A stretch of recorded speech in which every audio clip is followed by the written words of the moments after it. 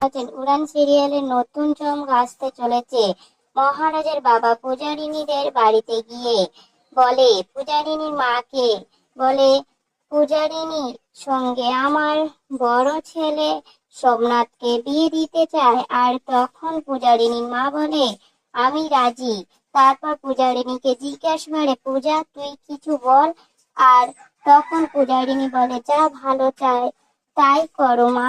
অন্যদিকে দেখা যায় মহারাজ ওর দাদাকে বলে বাবার ম্যাচুরিটির টাকার লোভে একটা মেয়েকে বিয়ে করে তে রাজি হচ্ছিস? মেয়েটিকে ফাইনালি বিয়ে করবি তো দাদা, নাকি আবার বাবার টাকা নিয়ে ভগবত হবি?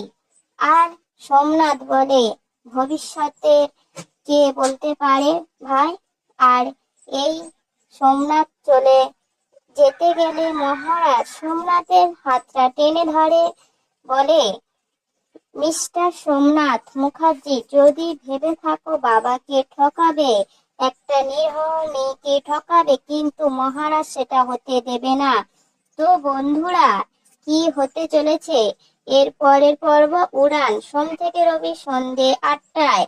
আর আমাদের চ্যানেলটি ভালো লাগলে সাবস্ক্রাইব করে পাশের বেল আইকনটি অন করে রাখুন।